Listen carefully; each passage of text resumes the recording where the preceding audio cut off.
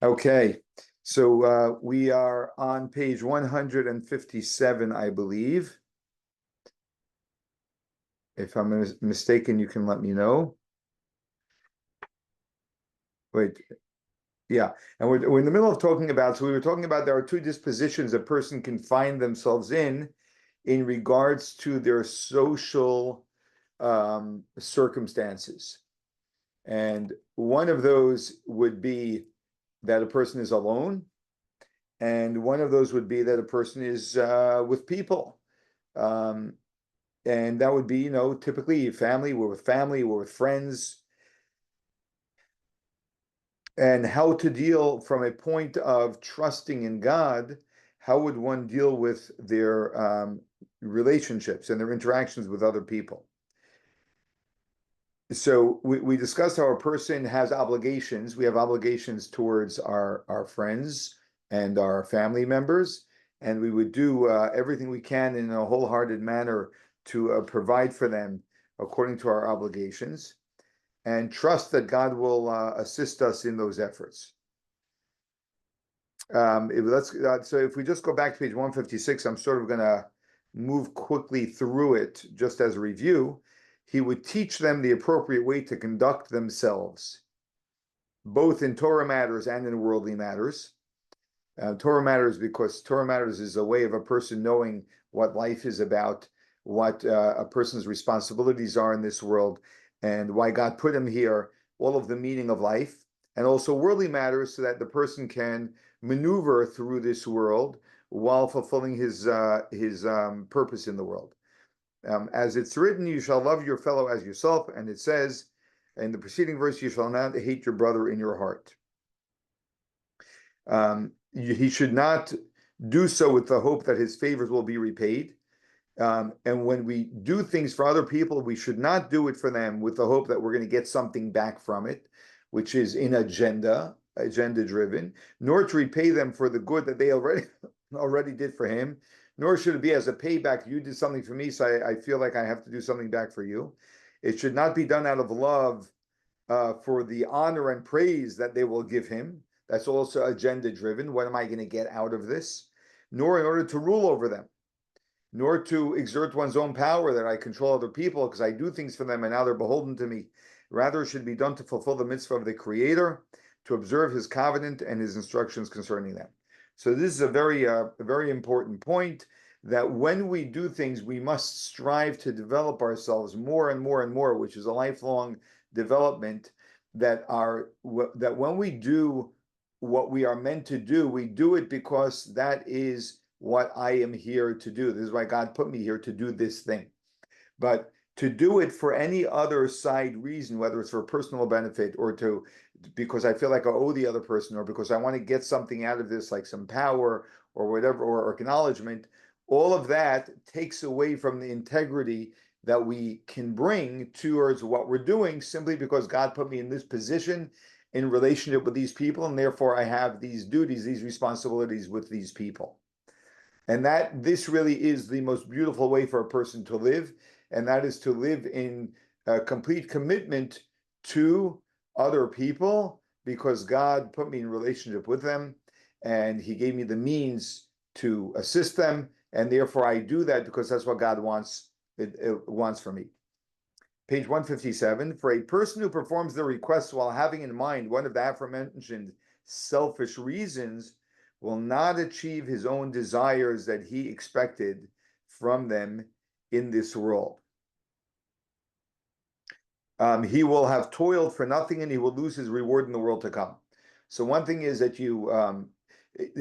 when we do something with an agenda, we don't achieve our goals. And the reason why we don't achieve our goals is because they're agenda driven. They're not authentic. They lack integrity, and therefore they end up not achieving the goals that we want them to achieve. A person who has these ulterior motives will not receive what he was expecting. It will emerge that he worked hard for no reason, and that he won't even be rewarded for his charitable deeds in the world to come. So all of this, he's explaining to say that the more integrity we bring to the things that we do, then the more we will discover that what we're doing is that much more impactful. The more what we do is driven by an agenda, which, by the way, is typical and classic, and someone who develops self-awareness, which is very valuable to do, and we pay attention to what's driving us to do certain things with as much honesty as we can, which is hard to do because we have inherent bias to justify what we're doing as pure. But when we can be very honest and we can see when we have some form of an agenda and what we're doing, that helps us in noticing it and then saying, 1 second, I want to do this purely. I don't want to do this for an agenda. And we slowly let go of agendas and we become a much more pure person. And that is the most beautiful type of a person that we always appreciate. And we can then be that for other people. And spiritually, that is also of the greatest value. Now, all of this can be done very powerfully when a person trusts in God, because when a person trusts in God, then we rely less and less on people, because we don't believe anymore that I need people in order to achieve what I want to achieve. We're going to see this very soon. And then you're free to just do good for the sake of good. Do acts of kindness for the sake of helping another person without any need for acknowledgement from them, without any need for them to do back for you, etc.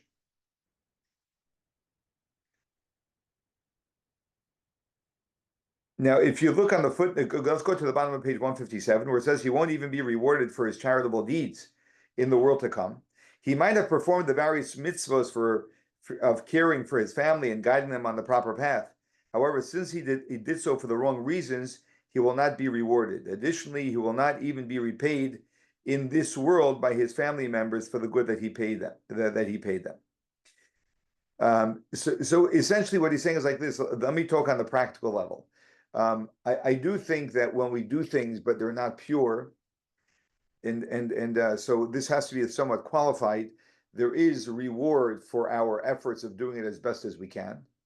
But if it's, I would think that what he's referring to here is if someone absolutely deliberately is doing something purely for, self-benefit, then that is not a mitzvah. Then they're just doing something for themselves. I think in most cases, when we do something which has some personal agenda to it, we're not doing it entirely for the personal agenda. We still believe in doing goodness and kindness, but we also bring agenda with it, and we want to create the equation of what we do to shift so that it's much, much more about the helping the other person and much less about my benefit. But what happens is, as we know, for example, we'll use children as an example. Children see straight through us. They really can see because they get to know us very closely and personally, and they really know what's driving why we're doing what we're doing.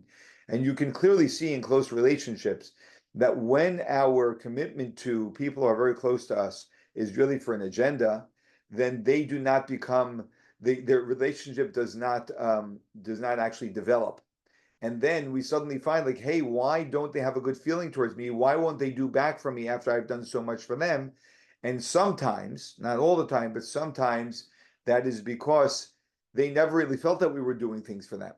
They felt that we were doing things for us through what we were doing for them. And very often that's what happens in very close relationships where everything is what I want them to do for me. I want my children to love me. It's always something that we're trying to get out of them. And that is that actually very strongly weakens the relationship. So in the middle of page 157, however, if his conduct in the above is solely for the sake of divine service, but if in fact he does this purely for the sake of divine service, that God put me in this relationship, that's divine providence. God gave me these individuals as my children, this individual as my spouse, these people as my parents, my siblings, my other relatives that I'm related to, my friends. That I happen to live in this community and I have these friends. And therefore I see myself as being given a divine mission. Then God will help them repay him in this world. And he will also place in their mouths this person's praise, and God will make him great in their eyes. all the benefits that a person would desire, a person will get without doing the favors for these reasons. So the person who does the favors for these reasons, the very doing it for these reasons sabotages the results that they're trying to get. When a person does it purely to help another person, all of the fringe benefits that come out of helping other people show up in the greatest manner. Additionally, he will also arrive at his great reward in the world to come. As God said to King Solomon, and I have also given you that which you have not asked, both riches and honor. As in, you're fully benefiting from everything in every way, because what you're doing in a wholesome and genuine manner. So when King Solomon was first crowned, he offered a prayer to God, asking for an understanding heart with which to rule over the people. God responded by telling him that since he did not ask for long life, wealth, and honor, which are all self-oriented things, or the like, he would be rewarded with wealth and honor as well. That in addition to giving you an understanding heart, I'm going to give you all of the other things that a normal person would have asked for. In other words, when you do something genuinely, God blesses you with all of the benefits that people otherwise would want from the things that they're doing. This verse is cited as proof that when a person does good with the motive of gaining materially, God doesn't fulfill his wishes. However, when he does so with the right motives, God will reward him with material good as well.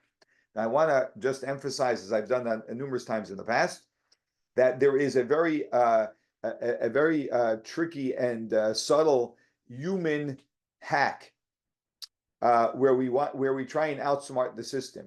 Or it's not even so much that we're deliberately trying to outsmart the system, but we are often so engrossed in our self-orientation that in order to get the most we can, we will learn something like this, and then we'll say, so in order for me to get everything I want, how do I get everything I want? If I do it without an ulterior motive. So I'm going to do this without an ulterior motive so I can get everything I want. Now, if you're paying attention to that, you're hearing that even my doing it without an ulterior motive is all an ulterior motive to get what I want. So it's the art of letting go entirely, of getting anything out of this. I'm not doing this to get something. I'm doing this because God positioned me in the world in these relationships. That gives me a divine responsibility, and I'm going to live up to that divine responsibility. Whatever the outcome of this will be for me makes no difference. That is pure. But as long as there's still the attachment of me trying to get what I want out of it, and I'm emphasizing this to say, as I've said in the past, that a lot of times people come to the gate of trust because they've heard that the gate of trust is the key to getting what you want. So then our entire approach of trust really isn't even about trust. It's really about me getting what I want. So even the trust is not really trust.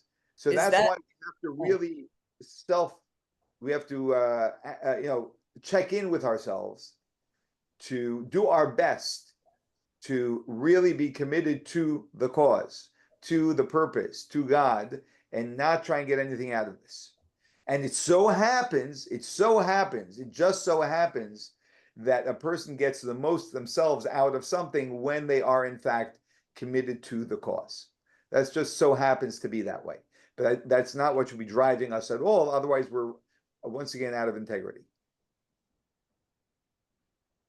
Okay, so now we're on page 158. We're good, everyone? Okay. When you hear silence on Zoom, that means we're doing good. Okay. But I have a question. Should I hold it to the end? What's that? I have a question about what part of what you just said, but should I? Yes, what's the question? So that attitude of acceptance that I'm here where I need to be in relationships, whatever, and no sort of expectation of what you might get out of it. Does that also relate to in the same way to a relationship between a spouse? Absolutely. It works exactly the same way. Our commitment to other people, and he actually said this, that our commitment to other people when it is genuine and pure, and again, when I say genuine and pure, I don't mean absolute because we're not perfect people, but on a higher level of really for the other person and not to get something from them, that automatically elicits from them a commitment to us. It may not be on the same level that we're committed to them, but it will always raise their genuine commitment to us. This is one of the great secrets of relationships, that very often we're trying to fix them. Fixing them generally doesn't work because they resist that, because that means that there's something wrong with them, and no one appreciates being told that there's something wrong with them. However, automatically, the more we show up with a genuine commitment to another person, the more they will even feel guilty that they're not showing up as much that way. Unless unless of course, I mean, there are certain people who are just not well. Okay, but that's not the common person. If you're dealing with a decent person who is selfish, because all of us are by nature, but you're dealing with a decent person, then their commitment to you will always increase based on your commitment to them in a genuine way. Not for anything, and not even to get them to be more committed to you by being more committed to them. Again, that's where we slip up. So where we truly just let go of agenda and say, listen, I'm your wife. This is what a wife does. I'm here no matter what I get back from this, doesn't make any difference. I'm going to be the way a wife should be. Okay.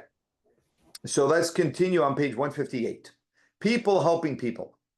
However, we're going to touch on some major and very challenging points here.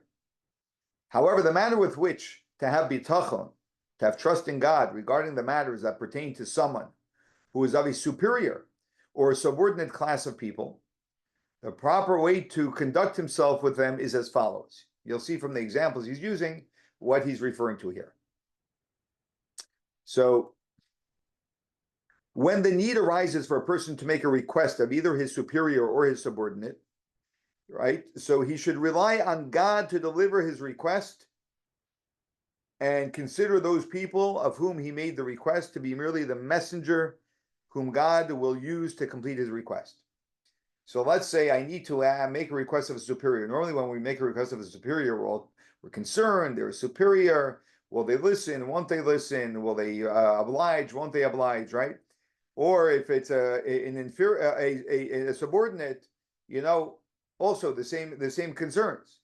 So here he comes and he tells us to be aware, and this is the key to trust in general, in active trust, to know that it is God alone who is going to determine whether I am going to achieve what I want to achieve. My going to my superior or my subordinate is only the means I am using through which the blessing of God will flow. And if God's going to bless me, then it will work through them. If he's not going to bless me, it's not going to work through them. Now, the distinction here is that when we look at things this way, we no longer become attached and dependent on the person I'm making the request from. Because I'm not depending on them. I'm depending on God. I'm trusting in God, right? And they are the means through which God will or won't send the blessing, which means that if a person says no, then who said no? As far as I'm concerned, God said no. God said, I'm not sending the blessing. And we're going to understand this more as we'll process this, break this down a little bit more as we go through it. This is really key to real fundamental to understanding how God how God is really the one who controls everything, and how we interact with God. This is just like a person who chooses working the land and sowing it to be the means of his livelihood. So you have a farmer, which is a blessing, by the way. Being a farmer is a very big blessing. Why is it a big blessing? It's a big blessing because when you're a farmer, who do you ultimately rely on? You do your work. You plow the field, you seed, right? You do everything you have to do. But ultimately, you will depend on God. Why? Because rain, there's no one to turn to for rain other than God. So you're at God's mercy. At the end of the day, you're at God's mercy. And that's a blessing. By the way, that's one of the reasons why God gave the land of Israel to the Jewish people. Because, they came from Egypt. In Egypt, they had a Nile River. A Nile River, you don't have to rely on God. you always have irrigation. You just create irrigation channels from the Nile into your fields, and you have water. Israel is not like that. Israel, they depend very greatly on rain, and if you're familiar with Israel, you'll know that they deal with droughts all the time, and that's a very big challenge. So a farmer, and why? So God gave the land of Israel to the Jewish people because God wanted to give us the opportunity of having very strong faith, which means that He put us in a position where we must rely on God. That's a very big blessing. By way of example, a practical form of that I'm experiencing is that, as I'm sure most of you, if not all of you know, I'm building up my YouTube channel, and it's a great mystery exactly as to which videos garner greater attention than others. I'm not sure anyone knows exactly how it works. We have some sense of certain things that contribute to it, but it's very hard to really know. And you put out a certain video you think is going to be a big hit, and it falls flat. Another video that you don't think is going to be a big hit at all, and it goes. Basically, and that's why when whenever I speak about my YouTube channel and how it's going, I say every single time that with Hashem's help, because it's like I know Hashem made this video just take off, because it's totally out of control of my hands. I feel no control over it whatsoever, and that's a blessing to be able to know that we are in the hands of God. So when the person is working the land, in which case if the Creator wishes that he be sustained by it, then the seed will sprout forth and be fruitful and multiply. Nevertheless, it is obvious that he shouldn't give thanks to the earth for this, right? I don't think you often will see a farmer kissing the ground. Rather, thanks are owed to the Creator alone. If, however, God does not wish to sustain him from it, then the earth will not sprout forth any vegetation. Alternatively, it will sprout forth vegetation, but something adverse will happen to it. In both of these cases, it is obvious that the earth is not to blame.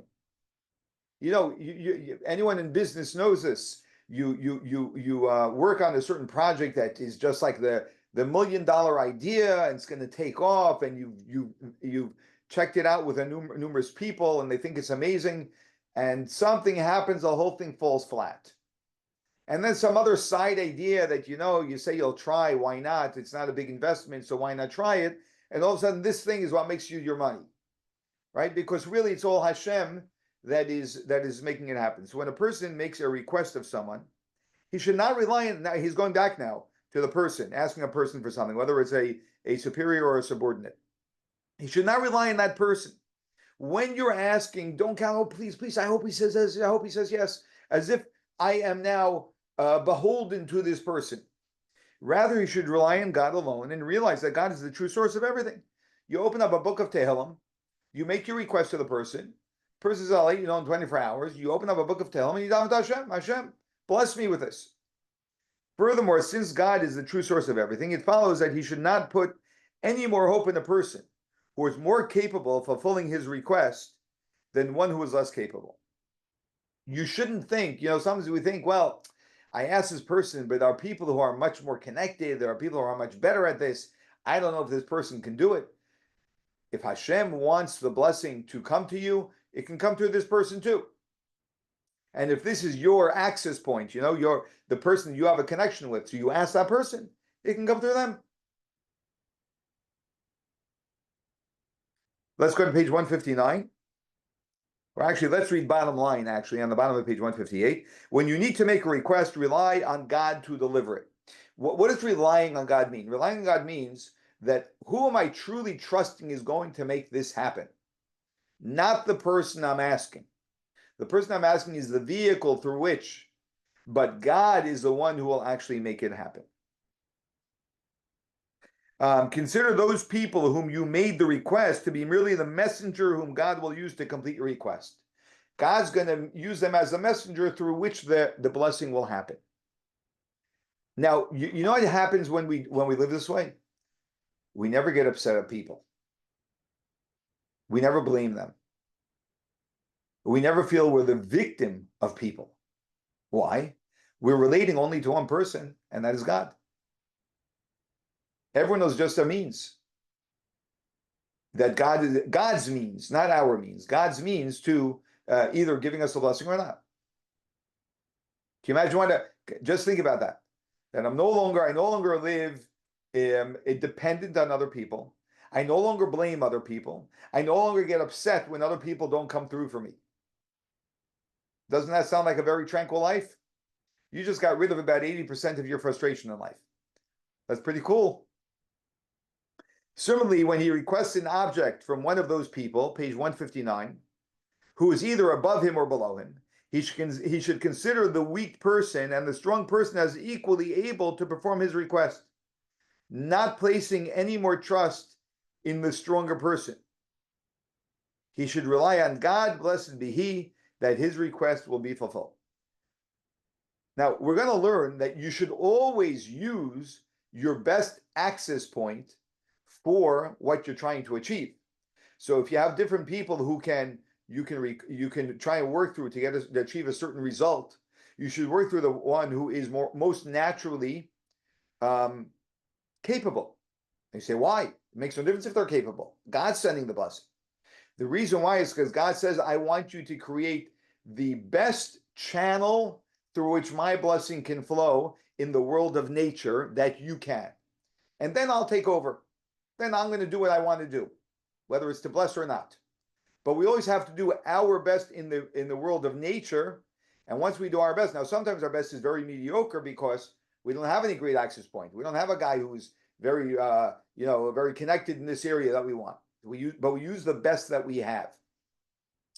Right? That's why we will go to a good doctor. But the obsession of someone getting so obsessed by the reason why this didn't go well is because I didn't go to the best doctor, that's a misnomer. If I went to the best doctor I had available at that time, that is the agent of God for me. And if God's going to send me the blessing, he will send it to me through this person. So we do our best, and then we pray to God to send his blessing through our best. And you can never, a little secret in life, you can never do better than your best. Rabbi, I have a question. Yes. This is Anna. Yes. So I understand what you're saying, and it's how to apply it in certain situations. What about situations when it comes to evil, and specifically today, right? Yes. It's really hard to look at what's going on in Israel from a standpoint. And I've listened to plenty of your videos, I understand, but it's like every time I feel like I'm starting from scratch when it comes to applying this to what's going on.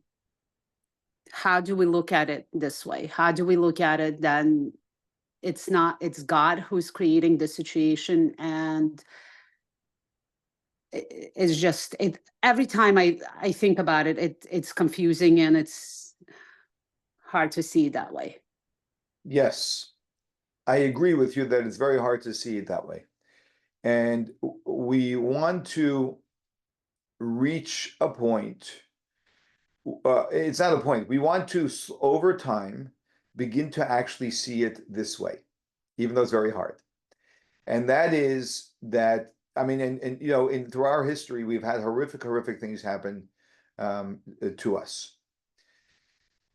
And the very best thing and the truest perspective that we can have is that for some reason which we will never understand, and for some reason which we never should understand, I want to emphasize, we never should understand.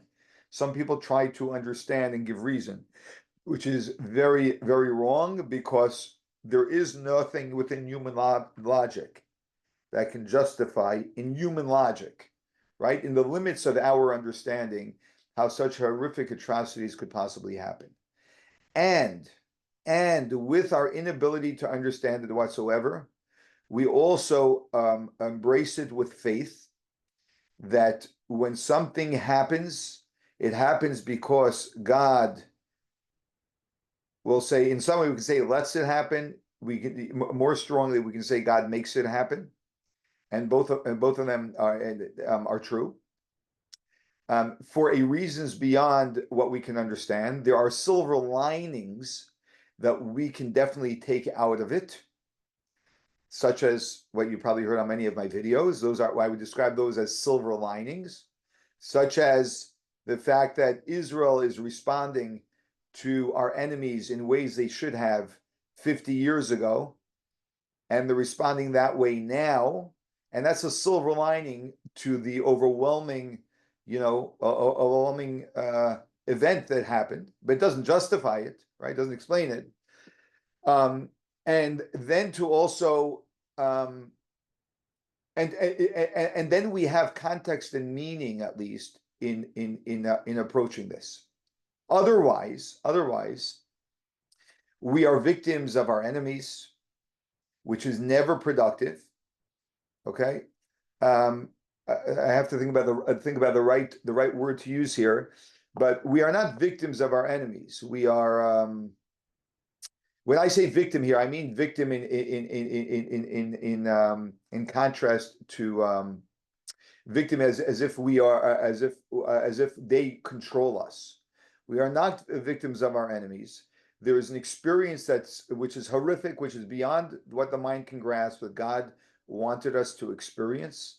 We will never know the full reason why, but we will take any reason that we can to turn these horrific events into something positive. And this is the healthiest and the most productive way to respond to any circumstance or event that happens to someone in life. Now, we're going to see soon that this is true for ourselves. That means when an event happens to me, and in some respect, October 7th happened to all of us, in some respect, but not nearly in the same way it happened to the people who it happened to directly. To those people, we do not tell them, lecture them with what I'm saying. To them, we show enormous love and compassion. But for ourselves, and that's a general rule, that everything we're learning here we're learning in the context of a class. We're not in the middle of a human event right now, although some of you, and probably all of us, are in the middle of our own events, right? But we're learning it in the context of a class, which I would describe as academic, with the hope. My goal is that this class not be academic alone, but with the hope that we choose to implement this in our lives and in the events that we experience in our life, and that we are a shining example to other people of how to respond to events in our life in the true and healthy context. But when other people are in the middle of events of their life, we only show them compassion. We don't preach to them how they should be looking at it. Hopefully, more and more people will look at their events this way by learning about it and training themselves to live life this way. And then when they find themselves in whatever events they may find themselves in, they'll have this perspective. And there are many, many Jews, by the way, I just want to say, who have gone through the most horrific of events and embrace their events in this context. And I will tell you, like, one huge difference between someone who embraces it in this context and someone who doesn't, on the practical level, is that when we embrace very, very difficult circumstances in life within this context, we have a context within which to carry the enormously painful burden that we have. Now, if you can carry a burden, then you can move forward. But if we don't have a context within which to carry the burden, then the burden crushes us. Now, I also want to add that every single Jew has this context inherently within us, because our soul knows this to be true. And the soul, when I say the soul knows this to be true, it knows it to be true not from a place of intellect, of understanding. It inherently, the soul responds to reality this way.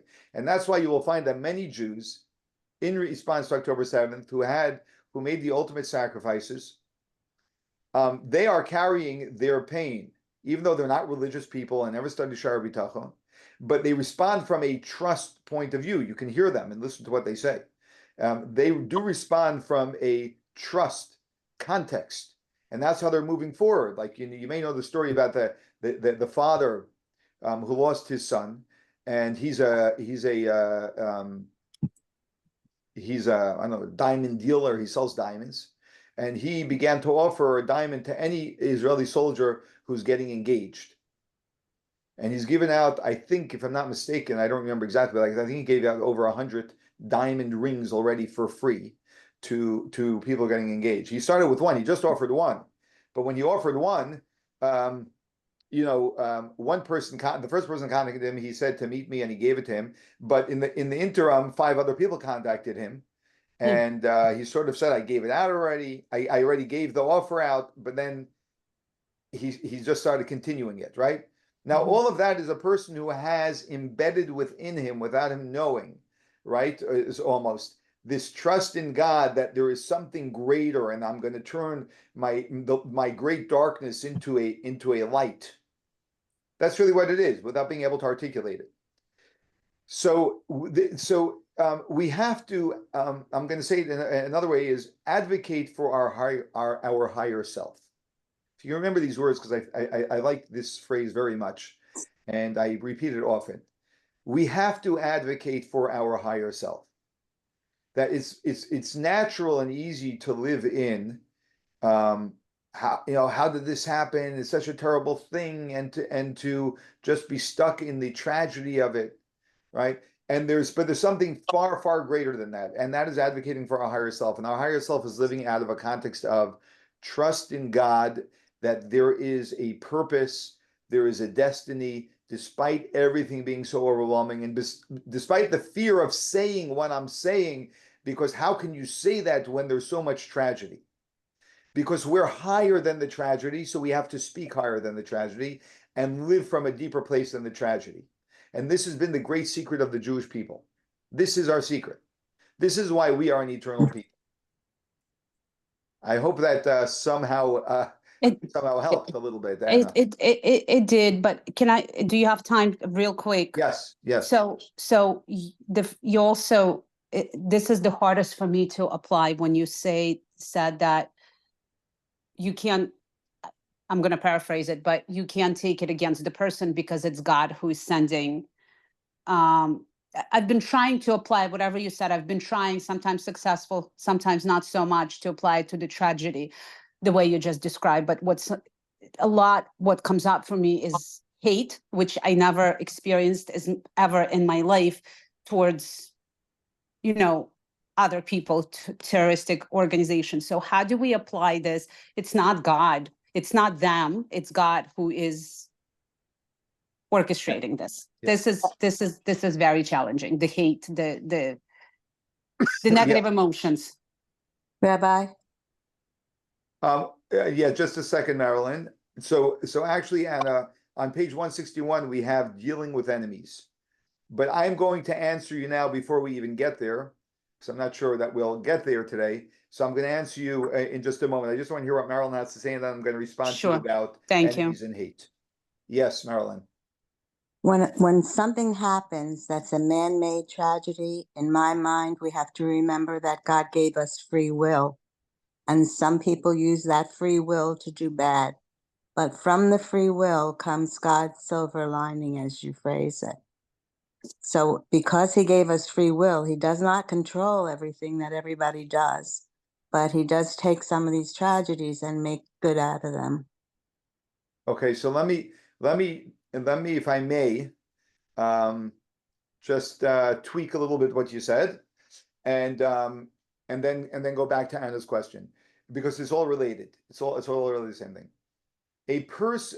No one. So God does limit our free choice. He limits our free choice by our abilities. Okay, and one of the ways he limits our abilities is whether what we will do will be successful. Which is not that the results are not in our control. So there is no one that can do anything to you or I if God doesn't want us to experience it. Okay, now I know that this is a major statement, because that means that the terrorists that did what they did could not have done what they did successfully if God didn't want us to experience it. Okay, but that's exactly what it means, which means that we look at everything that happens to me. I look at everything that happens to me as God's will, that God wants that to happen to me. Okay, that's point number one. And I have not answered your question at all yet, but here's the second point, Anna, which really answers your question, which I hope will help with your question. Let me put it that way. Mm-hmm. There are two things, and this is a distinction that it takes time sometimes for people to create, because we very much have a very hard time disassociating what someone does with the results of what they do. And this is a very important point, and maybe this is a way of expressing it. I don't think I've ever said it this way before. There's cause and there's effect. We generally associate cause with effect. This cause creates this effect. From a faith point of view, which is a reality point of view, it's important to create a divide between cause and effect. Cause does not necessarily create effect. It looks like it does, but it doesn't necessarily. Cause will not create effect unless God wants the effect to be there. Otherwise, the cause will fail. And that's why we know that many times in our lives, we make a great effort towards something, which is a cause, and we don't get the effect. Sometimes we hardly make a cause, right? We do a cheap shot at the cause, and suddenly there's a major effect. So we clearly can see that there is no direct correlation between cause and effect. And we have to understand that we work in the cause department, God works in the effect department, which means that if someone wants to do something to us, a cause, it will not necessarily have any effect on us. If God doesn't want it to have an effect on us, it will have no effect on us. If God does, no matter what type of cause this person does, better or worse, it will have its effect because God wants that effect. Which means what happens to me, the effect, which is what I experience, I relate purely to God because effect is God's department. Now, to answer your, to at least address, to work with your question, when someone chooses to be a cause, which is a negative cause, right? Whether it has the effect, the desired effect or not, which is God's decision, not the person's decision. When a person chooses to do a cause which is negative, God holds them fully accountable for being an agent of evil in this world. Which means that while on one hand, I see I see what happens to me in the context of God wanting me to experience that. At the very same time, I hold the other person, the person who did the negativity against the will of God, which is an evil thing to do, 100% fully accountable. Not because I'm angry at them that they did this to me, because they didn't do anything to me, but because they've chosen to be an agent of evil. The Torah mandates that we have a justice system, and when someone does something negative, we hold them accountable. So therefore, when there are terrorists, we must eradicate people who threaten human life, right? So, however, we're now looking at both sides of this differently than we normally do. We normally look at it out of a personal vengeance. Now it's no longer a personal vengeance, it's actually coming out of a commitment to good, which is a responsibility I have in this world that God put me in, especially as a Jew, to make sure that this world is a good place, and good means godly. So now the difference between when we look at it the way I just described it, that the effect is God, the cause is an evil person, my response will be very, very different than when we look at it as normal people look at it, where this evil person did this to me. And let me explain how. Part of it I already explained. When I realize that everything that happens to me is from God, number one is I'm not a victim. I'm not vengeful. I'm not angry. I'm not full of hate. I'm not blaming. All of those things are out. I'm relating to God about what happened to me. When I then go on the mission, which I have a responsibility to do to eradicate the evil, I don't do it out of hate, and I don't do it out of revenge. I do it out of a divine mission. And I want you to understand something. And I'll tell you the example I use. I think I have it in my book, but this is a very important, to me, a very important example. When Israeli commandos are dropped into enemy territory in order to battle a pocket of terrorists, the very worst thing that can happen is for them to enter into an emotional state. If they're gripped with fear, If they're gripped with anger, right, they will no longer have clarity of mind to focus on the very vital mission they're in. That means commandos who are operating on a very high level and doing a very critical mission have to be very clear-headed and no emotion triggering them. And they're trained this way. If something goes off, not to lose it. Don't get emotional. Just ask yourself, what is the best thing I can do here? When a person eradicates evil out of hate or out of vengeance, they are in an emotional state. They will never do their job nearly as well as someone who is clear-headed. And clear-headed is a person who trusts in God. So it serves every single level. Now, and if you need some help with this, just think about the last time you got upset at someone, right? Maybe it was a family member, and the way you communicated with them and how unproductive that was because you were in an emotional state. And anger is an emotional state. And vengeance is an emotional state. Now, I can be driven. And by the way, I also want to say that the most powerful and motivating person is a person who's committed to something out of purpose, not out of emotion, because they're focused. Someone who's living out of emotion is not focused. And the Torah demonstrates this to us numerous times. There are 3 stories the Torah tells us about Moses, who was, as we read in the last final Torah portion of the Torah, which we're going to be reading on Simchas Torah, right? That Moshe Ish Elokim, that Moshe was a man of God, right? We don't have that phrase about anyone else. He was a real man of, that means that trusting God, he was there and on a level that we can't even imagine. But there were 3 instances where he got upset. And every time in those 3 times he got upset, he made a mistake. Because the moment a person is in a state of upsetness, they cannot have clarity of mind. So all of what I just said has to be thought about, and maybe listen to this piece of the class over and over and over. Maybe I'll draw out a clip of this and put it out for October 7th. That would be great. And and listen to it over and over, and try applying it. Play with it is what I would say. Play with it to see what life looks like when you approach things this way. Rabbi, it seems to me, though, that a commando who's trained in these ways, or at least an elite unit, because they have the capacity to maybe endure some of those environments, it's a different situation than the innocent people that were plucked from their homes, the children, the people who are still being held captive right now. That how do you think about someone who is an amazing human being? I heard a woman talking on a Momentum program yesterday in tribute to October 7th about her husband. She was let free after 50 days of captivity. Her husband's still there.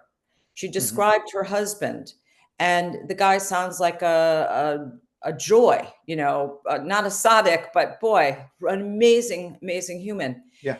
You think now his spirit is being tested and perhaps broken, his family shattered.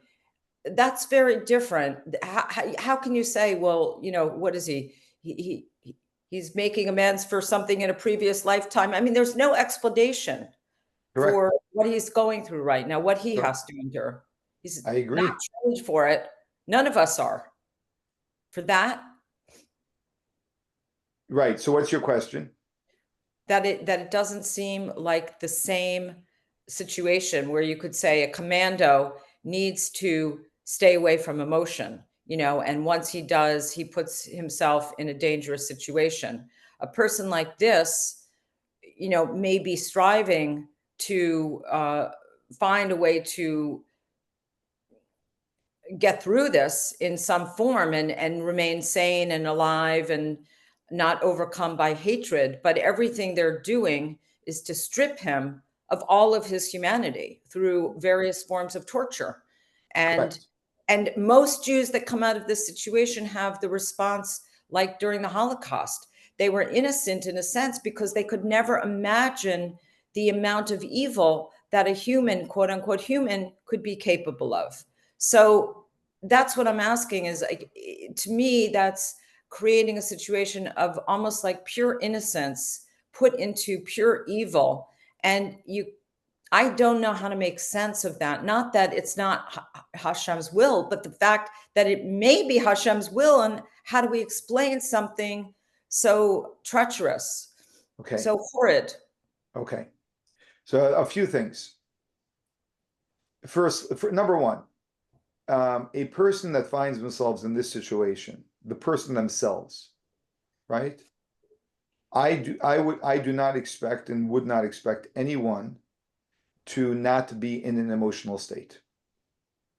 Okay, and be overwhelmed beyond imagination by emotion. So I just can't imagine that they wouldn't be overwhelmed by emotion and just totally like, right. We're talking ideally in a class, not as individuals who are not in a situation. And even while I'm talking about it, I am not assuming that we're anyone to find themselves in such an extreme situation that they wouldn't be in a completely emotional state. But we're talking ideally, like in the most ideal form, were we able to be, right? Were we of people of enormous stature, this would be the perspective that the person would have. And this helps us only to the extent that it will help us when we find ourselves in different situations. And we'll be able to apply it more in lighter situations and probably less in more extreme situations. But the more and the more we will apply it to lighter situations, the more we'll be able to apply it to more extreme situations. At the same time. So and again, so I want to reiterate that I am not applying this to someone else. I am not saying that person, that hostage, should have this perspective. That hostage should have whatever perspective they have, and all I want to do is hug them for the rest of my life to support them for what they've gone through. That's it, right? That's why I said before, this is only for us. It's only for me. We learn things for me, right? For another person, we show only compassion. At the same time, there was another hostage by the name of Sapir Cohen. Again, this is heroic. So I'm not holding anyone to a standard here, but we see that there is fascinating ability that lies within us. There was another hostage, a young a girl, Sapir Cohen, I don't know, maybe 21, 22, I don't remember her age, who's spoken a lot, and she said that when she was in captivity, she decided that she's only going to be an expression of light. To the extent that her captive, like, once told her that, whenever you're in the room, I feel like the room is illuminated, right? So she was able to, right, which is very unusual. I want to acknowledge that it's very unusual. But we even see she's an ordinary person. She's not a religious person, right? And yet she was able to let her neshama shine forth in this unbelievable way. So the capacity is there, right, within all of us. It requires Herculean efforts to be able to express that. Surely I would not expect of anyone to be able to express that, or even from myself. And I know from little things in life, I can tell you things in the last couple of days that have happened where I was not in the proper emotional state, right? From things I would never even say within the context of what we're talking about, right? And I try and I'm aware of that I'm grateful I can be aware of that and work on keeping things in the context of reality. And reality is what I explained before, that there's cause and there's effect. There's cause and there's outcome. Outcome is God's, and cause is what people do. Here's what I want to emphasize more than anything else. When I say advocating for your higher self, I am saying that our natural gravitation will be towards looking at these situations the normal way. And that is seeing ourselves, seeing other people being able to harm us and do bad to us, etc., and being angry at them. And I would never judge anyone for seeing it that way. But as we discuss this in the context of depth and of truth and of a much greater offering of how to look at things, then we're learning that there's a more true and honest way of looking at every circumstance in our life, and that is that anything that happens to me is from God, and anything that someone does to perpetuate, to perpetrate that, is they are fully 100% responsible for. And as long as I know what happens to me is from God, I'm not going to be angry about it. I may be very upset. I may be very hurt. I may be angry at God, right? I may be angry at God. And then that person I will hold accountable in whatever manner the Torah teaches us to hold them accountable. And we're going to see an example later that the Alter Rebbe writes in Tanya, right? Well, I'm going to use an example he doesn't, not an exact example he uses, but an example I always use because I think it's a softer example. It's not such an extreme example, and that is when someone steals $1,000 from me. They rip me off of $1,000. So there are two things. There is being ripped off of $1,000, right? That's not right. That's baby stuff, baby issues compared to what we were just talking about. But people get very upset about that. And when they get very upset because that person ripped me off, now how dare they do that? It's like that person took advantage of me and ripped me off. The true way to look at that situation is I am short $1,000 because God had it designed that I would be short $1,000. Somehow, some way that's going to happen to me, whether it's this person doing it, whether it's me, my car breaking down and I have to fix it for $1,000 or whatever else it's going to be. It's going to happen one way or another. And so therefore, my loss, I deal with directly with God. The fact that this person did something which is wrong, they have to be brought to a court of justice. A thief has to be brought to the court of justice. But it's not because they cheated me or they took advantage of me. It's because they did something they shouldn't do, which is right between them and God. But in this situation, God says a human court should deal with this. I bring them to court and I use full justice to correct it. And it's two separate things. So no longer am I taking it personally. I'm not even angry at this person. I can even say good morning to them. We're going to see these examples, which we're not going to get to today, but we're going to see these examples. Exactly that. How do you deal with enemies? You do good for them. Not in a way that they can take advantage of you and hurt you more, but just in the way of, I'm going to treat them wonderfully. I will even help them. And anything that they did wrong, I will hold them accountable for in a court of justice where that's called for. This is a beautiful conversation. We really have to think about it over and over and over. It's not easy. It goes against everything that we everything that with the normal way of us thinking about things. But this is what we just discussed right now is the transformation and the game changer. The type of person that you and I will be as we embrace this more and more, you can't even imagine. There will be people who will insult you to your face and you will be unfazed because you will know that the insult, that the feeling of insult that you're feeling is something God wanted you to experience. And the fact that they chose to be the one who's doing the insulting is on them. To be a nasty person is on them. But I have no issue with them. That's their business in who they want to be in this world. The moment we can create a distinction between what people do and what I experience, we have a completely and entirely different life that we live. Entirely different life. There's a question. Your reply to my question was beautiful and for sure something I need to hear again. Please create a video. Yes, God willing, I will clip this actually and turn it into a video in honor of October 7th. So thank you for eliciting all of this from me so that we can share it with other people. Okay, I think this was a great class. I hope everyone enjoyed this conversation. I think it was very relevant and grounded, and that's what I care about more than anything else. It's not so much covering the pages. It's really us getting the most we can out of this. I wish everyone a meaningful day, and I also want to tell you that, in Judaism on the calendar, we always, a yahrzeit by way of example, is always observed on the Hebrew calendar, because that is actually, there's energy that is aligned on the Hebrew calendar, not on the secular calendar. So, well, today is October 7th, and it's meaningful to us because we're used to that name, but the real commemoration is going to be on Shmini Atzeret, which is when we say Yiskar every year on Shmini Atzeret. So there are two things I want to invite all of you to consider. On the wrong which day. which will be a test and maybe slightly a test for you of your, because a lot of times we say we care. I'll tell you a brief story. A friend of mine, his grandfather lived in Chicago, and they once, this is in the 1920s, I think, and there's a farmhouse that burned down. It was very tragic. The family was out on the street, and everyone was standing around. The whole neighborhood was standing around saying, "Oy vey, it's so bad, so terrible, so terrible." So I feel so bad. So his grandfather, who was a Hasidic Jew, said, "I feel bad, $10, which was a lot of money in those days. How bad do you feel?" And he was basically saying, "Do you feel bad?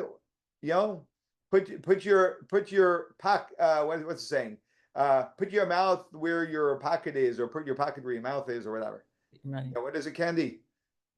I'm not hearing you. You still muted? Put your money where your mouth is. Oh, Yeah. put your money where your mouth is. Very good. Yeah. So that's sort of how he expressed it. So to put our money where our mouth is, I want to invite you, and also for you, I want to challenge you even further to invite your friends. Shmini Atzeres is on a Thursday. Okay, that Thursday, smack in the middle of a workday, that you come to shul for Yizkor, where we're going to be saying a special Kel Mali, special prayer for all of those who were tragically taken on October 7th, which was on Shmini Atzeres, and then to come back that evening to dance with the Torah and strengthen our Jewish pride, which we do in Newtown on the street. So State Street is closed off, and we dance on the street. And if you've never experienced it, you got to experience it. You just come out with your friends and just be there. Okay, don't worry. The dancing is nothing fancy. We just walk around in circles. You don't have to know how to dance. You just have to know how to walk.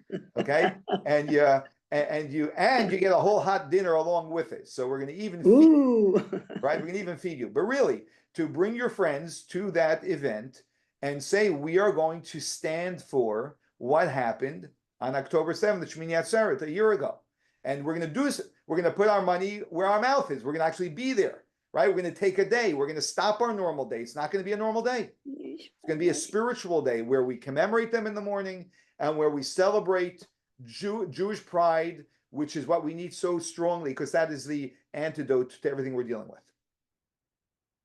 All right, everyone. That's my pitch to you. Have a wonderful day. Have an easy fast. I hope we're going to see you all on Yom Kippur, whoever's local. And we're not, so I want to mention also our next class is not going to be until November 18th. I'm going to be going to go, we're having the holidays, and then I'm going to Israel for a week after the holidays, so we're not going to resume till November 18th.